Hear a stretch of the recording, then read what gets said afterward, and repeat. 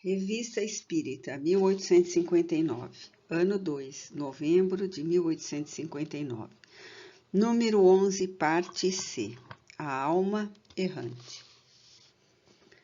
No volume intitulado Les Six Nouvelles, de Maximilien Duchamp, encontra-se uma história tocante que recomendamos aos nossos leitores.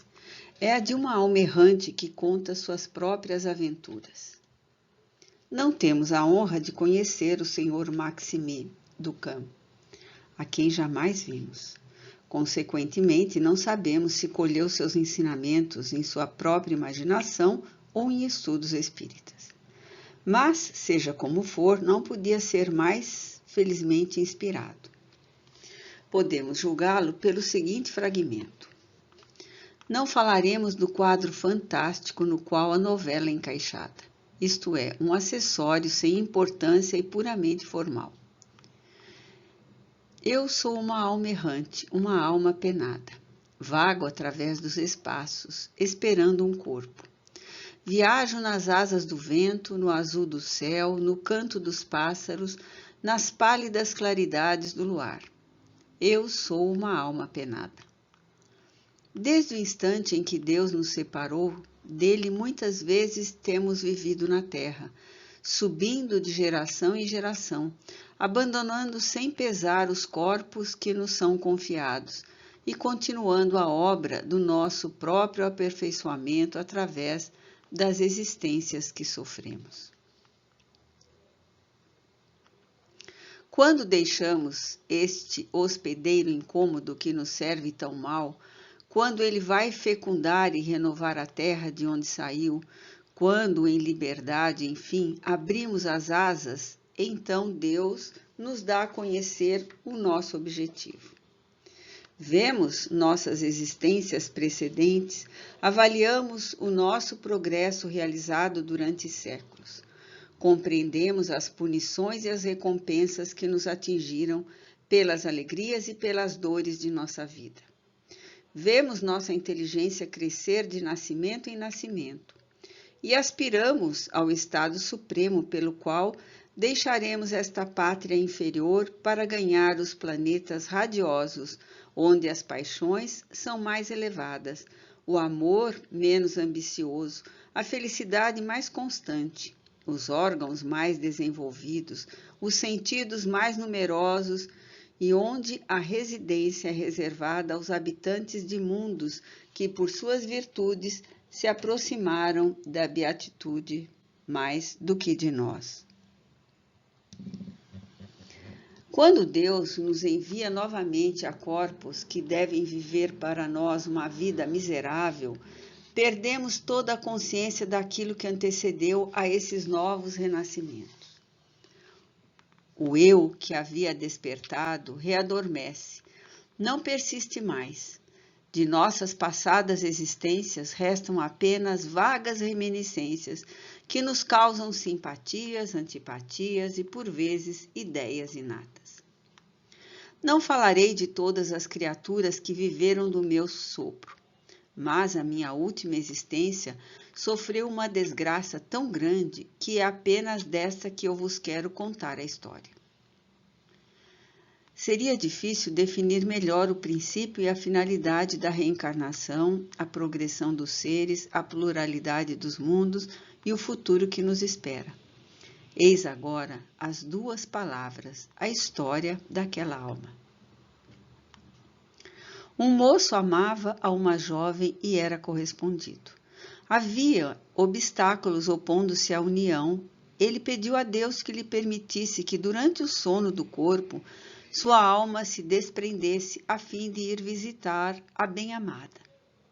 Este favor lhe foi concedido. Assim, todas as noites, sua alma se evola, deixando o corpo em estado de completa inércia, estado de que não sai senão quando a alma retorna para se reincorporar. Durante este tempo, vai visitar a sua amada. Ele a vê sem que ela o suspeite. Quer falar-lhe, mas ela não o escuta. Observa-lhe os menores movimentos e surpreende-lhe o pensamento. É feliz com as alegrias dela, é triste com as suas dores. Nada mais gracioso e mais delicado que o quadro destas cenas entre a moça e a alma invisível. Mas, ó, fraqueza do ser encarnado! Um dia, ou melhor, uma noite, ele se esquece. 3 dias se passam sem que pense em seu corpo, que não pode viver sem a alma. De repente, pensa em sua mãe que o espera e que deve estar inquieta devido a um sono tão prolongado. E corre. Mas é demasiado tarde. Seu corpo cessara de viver. Assiste aos seus funerais, depois consola sua mãe. Em desespero, a noiva não quer ouvir falar de nenhuma outra união. Vencida, entretanto, pelas solicitações da própria mãe, acaba cedendo depois de longa existência. A alma errante lhe perdoa uma infidelidade que não está em seu pensamento. Mas, para receber suas carícias e não mais a deixar, pede para encarnar-se no filho que vai nascer. Se o autor não está convencido das ideias espíritas, devemos convir que representa muito bem o seu papel. O espírito e o jurado. Um dos nossos correspondentes, homem de grande saber e portador de títulos científicos oficiais, o que não o impede de cometer a fraqueza de acreditar que temos uma alma e que esta alma sobrevive ao corpo, que depois da morte fica errante no espaço e ainda pode comunicar-se com os vivos, tanto mais quanto ele próprio é um bom médium e mantém palestras com os seres de além-túmulo. Dirige-nos a seguinte carta.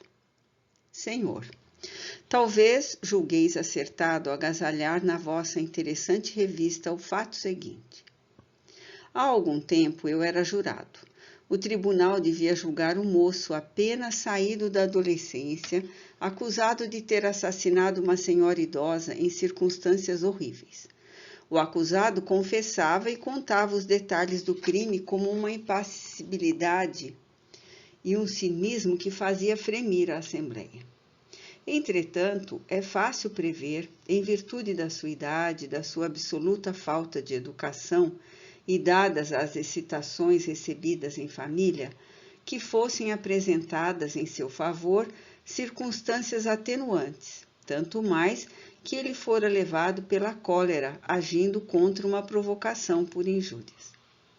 Eu quis consultar a vítima a respeito do grau de sua culpabilidade. Chamei-a durante uma sessão, por uma evocação mental.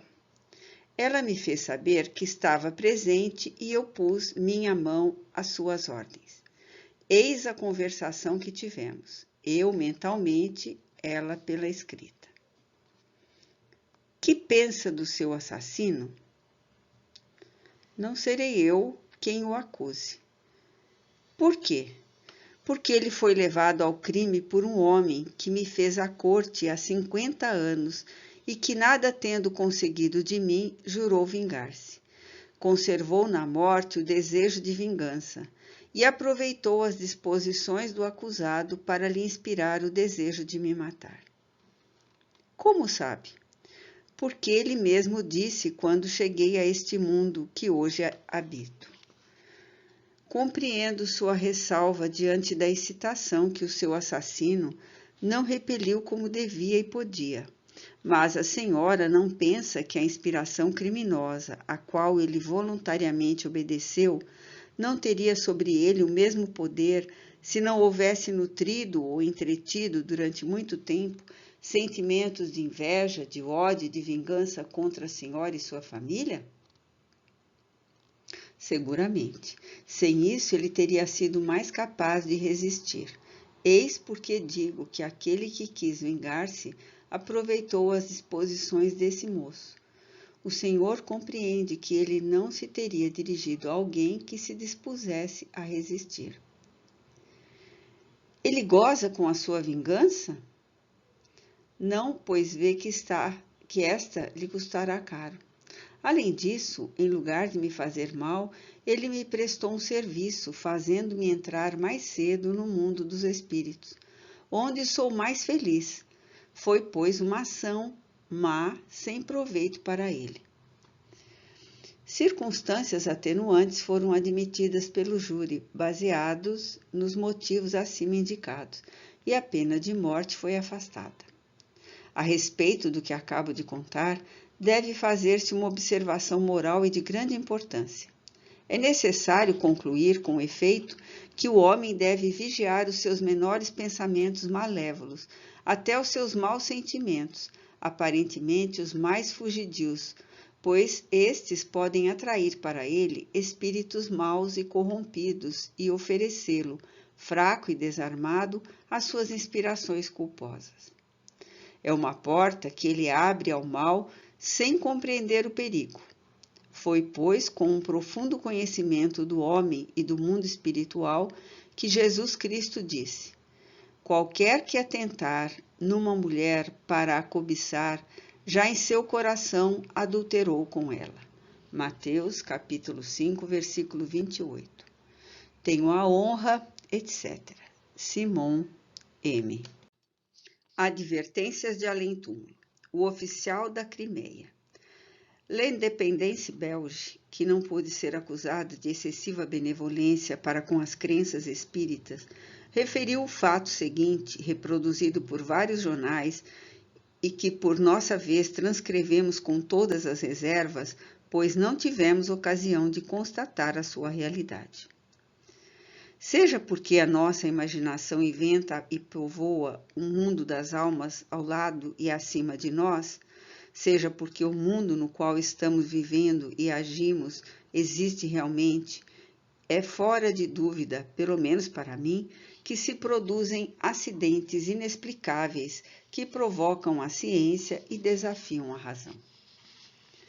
Na Guerra da Crimeia, durante uma dessas noites tristes e lentas que se prestam maravilhosamente à melancolia, ao pesadelo e a todas as nostalgias do céu e da terra, um jovem oficial, levantando-se de repente, sai de sua tenda, vai procurar um dos seus camaradas e lhe diz: acabo de receber a visita de minha prima, senhorita de T.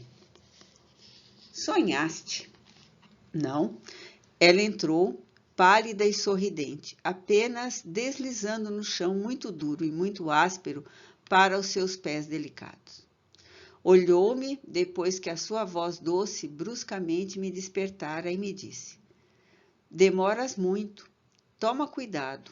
Algumas vezes a gente morre na guerra sem ir à guerra. Eu lhe quis falar, quis levantar-me e correr para ela. Mas ela recuou e, pondo o dedo sobre os lábios, disse: silêncio. Tem coragem e paciência. Nós nos tornaremos a ver. Ah, meu amigo, ela estava muito pálida.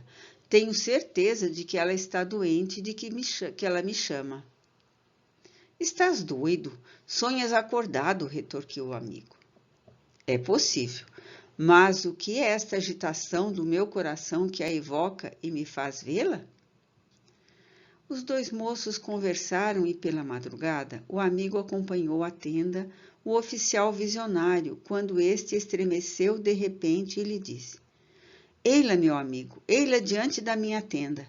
Faz-me sinais, dizendo que não tenho fé nem confiança.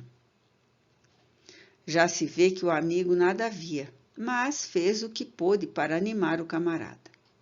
Nasceu o dia e com o dia as ocupações muito sérias para deixarem pensar nos fantasmas da noite.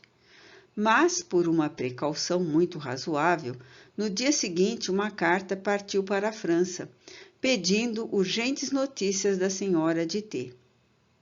Alguns dias depois responderam que a senhora de T estava muito gravemente doente e que, se o oficial pudesse obter uma licença, talvez a sua visita lhe causasse melhor efeito.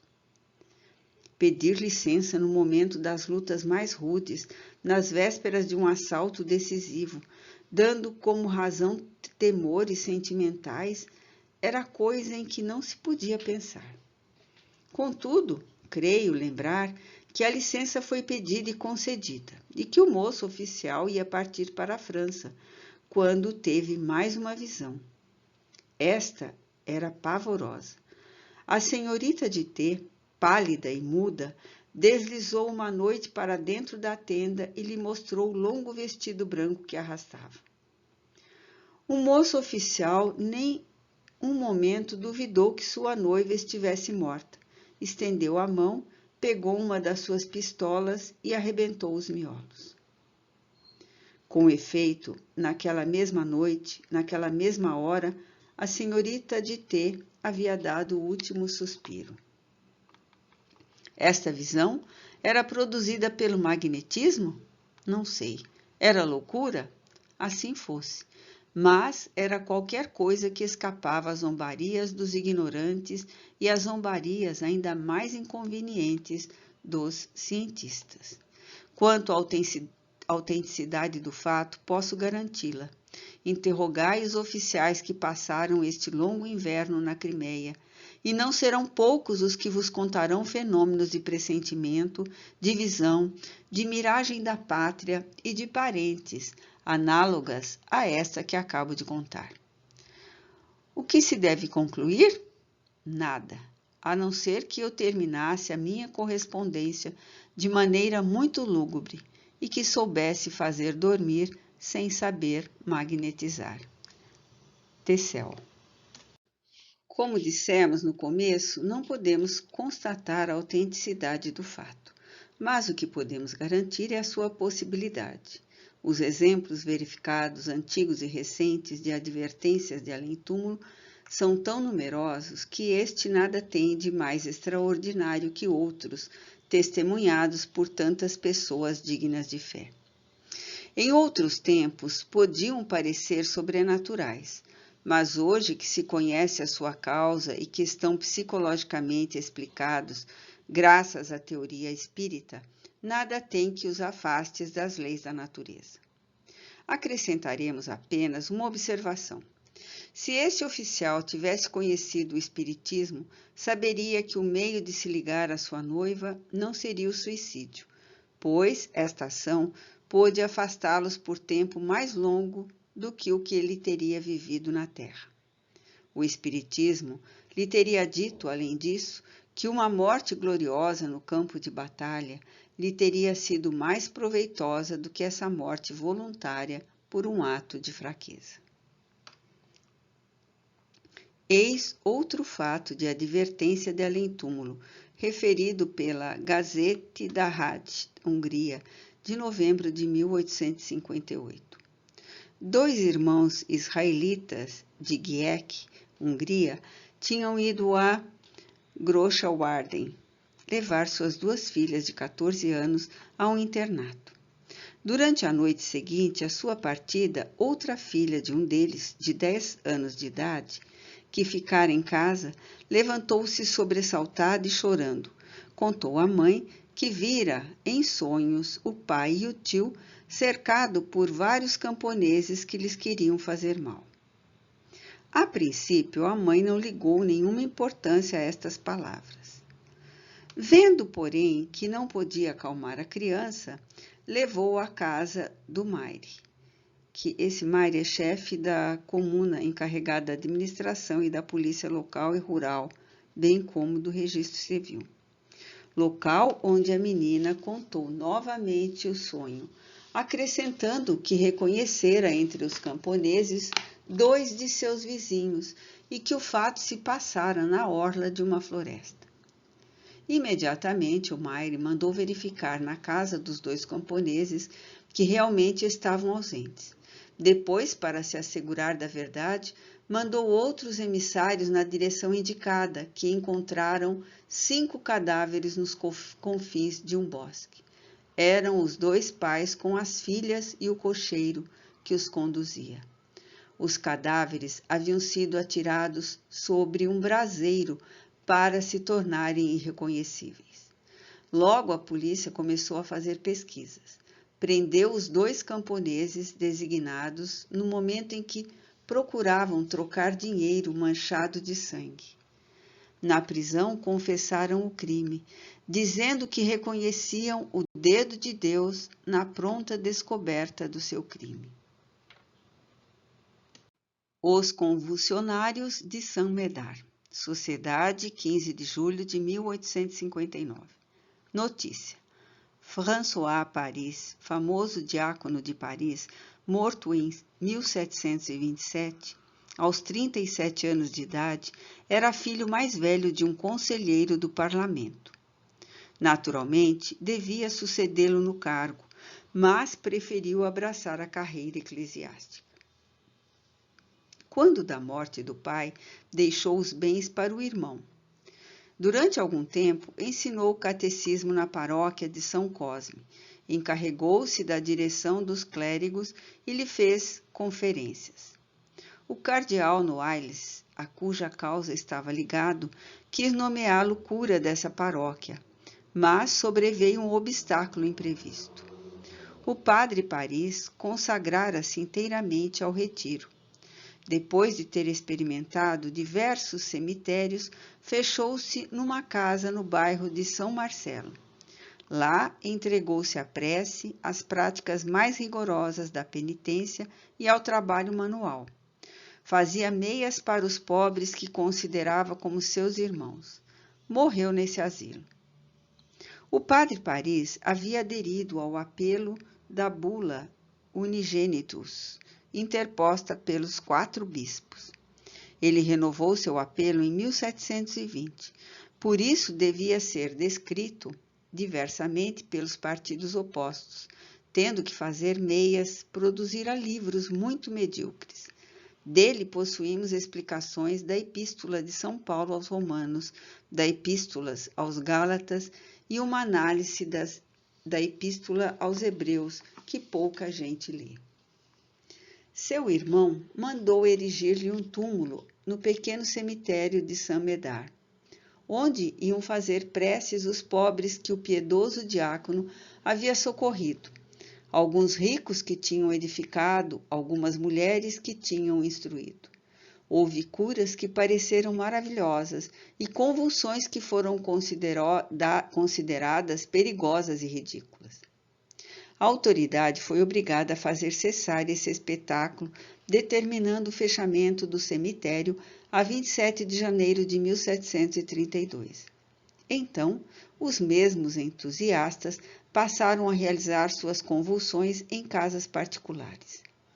Na opinião de muita gente, o túmulo do diácono Paris foi o túmulo do jansenismo. Mas algumas pessoas viram nisto o dedo de Deus e mais se ligaram a uma seita que produzia tais maravilhas. Há diferentes vidas desse diácono, do qual jamais teriam talvez falado, se não houvesse querido transformá-lo num taumaturgo. Entre os fenômenos estranhos apresentados pelos convulsionários de Saint-Médard, citam-se a faculdade de resistir a pancadas tão terríveis que os corpos deveriam ficar esmagados, a de falar línguas ignoradas ou por eles esquecidas, um desdobramento extraordinário da inteligência. Os mais ignorantes entre eles improvisavam discursos sobre a graça, sobre os males da igreja, sobre o fim do mundo, etc. A faculdade de ler o pensamento.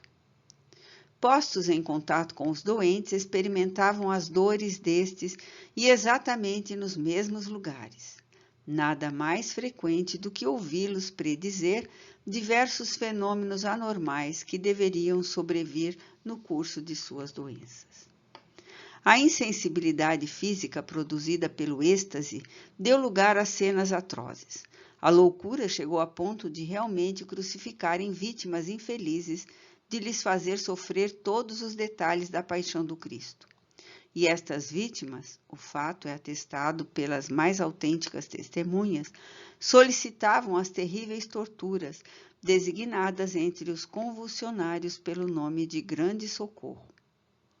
A cura dos doentes se operava pelo simples toque da pedra tumular ou pela poeira que encontravam em redor e que tomavam com qualquer bebida ou aplicavam sobre as úlceras. Estas curas, que foram muito numerosas, são atestadas por milhares de testemunhas, muitas das quais são homens de ciência, que no fundo incrédulos, que registraram os fatos, sem saber a quê. Pauline Roland. 1. Evocação do diácono Paris. Estou às vossas ordens. 2. Qual é o vosso estado atual como espírito? Errante e feliz. 3. Tivestes outras existências corporais depois dessa que conhecemos? Não, estou constantemente ocupado em fazer o bem aos homens. 4. Qual foi a causa dos estranhos fenômenos que se passavam com os visitantes do vosso túmulo? Intriga e magnetismo. Observação. Entre as faculdades de que eram dotados os convulsionários, se reconhecem, sem dificuldade, algumas das quais o sonambulismo e o magnetismo oferecem numerosos exemplos. Tais são, entre outras, a insensibilidade física, a percepção do pensamento, a transmissão simpática das dores, etc. Assim, não se pode duvidar de que os crisíacos estivessem numa espécie de estado de sonambulismo acordado, provocado pela influência que exerciam uns sobre os outros inadvertidamente. Eram, ao mesmo tempo, magnetizadores e magnetizados. 5. Por que motivo toda uma população foi subitamente dotada dessas estranhas faculdades? Elas se comunicam muito facilmente em certos casos, e vós não sois tão estranhos às faculdades dos espíritos para não compreender que eles nisto tomaram uma grande parte por simpatia para com aqueles que a provocavam. 6. Participastes diretamente como espírito? Nem de leve. 7. Outros espíritos participaram? Muitos. 8. Em geral, de que natureza eram? Pouco elevada. 9. Por que essas curas e esses fenômenos cessaram quando a autoridade se opôs fechando o cemitério? A autoridade tinha então mais poder que os espíritos? Deus quis fazer cessar a coisa porque haviam degenerado em abuso e escândalo. Foi preciso um meio e ele empregou a autoridade dos homens. 10. Desde que não participaste dessas curas, por que preferiam o vosso túmulo ao de outro? Pensais que eu tinha sido consultado? Escolheram o meu túmulo calculadamente, minhas opiniões religiosas primeiro, e pouco de bem que eu tinha procurado fazer foram explorados. Observações a propósito do vocábulo milagre. O Sr. Mathieu, que citamos em nosso artigo de outubro, a propósito dos milagres, dirige-nos a reclamação seguinte que nos apressamos em atender. Senhor, se eu não tenho a vantagem de estar de acordo convosco em todos os pontos, pelo menos estou naquilo que tiveste ocasião de dizer de mim no último número de vosso jornal. Assim, concordo perfeitamente com vossa observação a respeito do vocábulo milagre.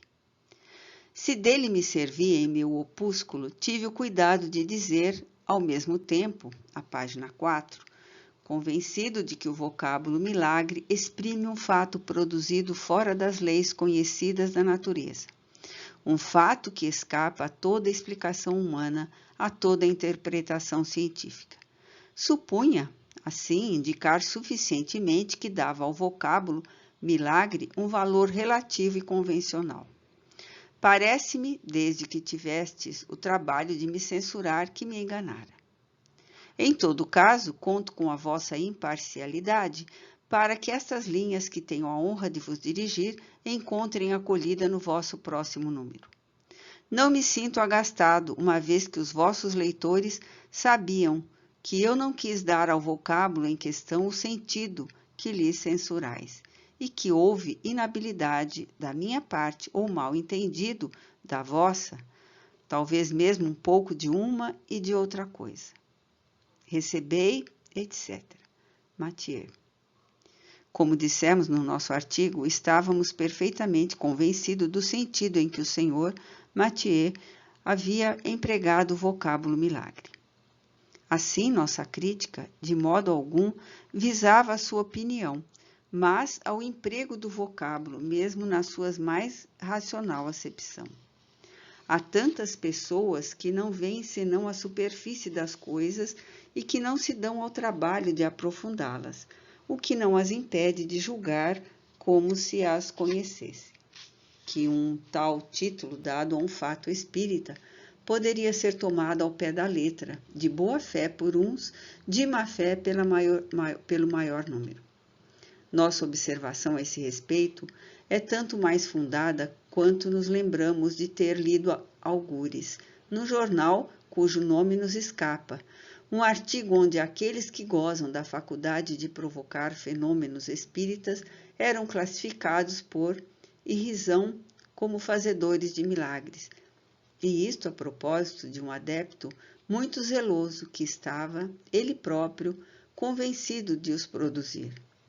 É o caso de lembrar que nada é mais perigoso do que um amigo imprudente. Nossos adversários são muito ansiosos de nos levar ao ridículo, sem que lhes ofereçamos pretexto. Aviso.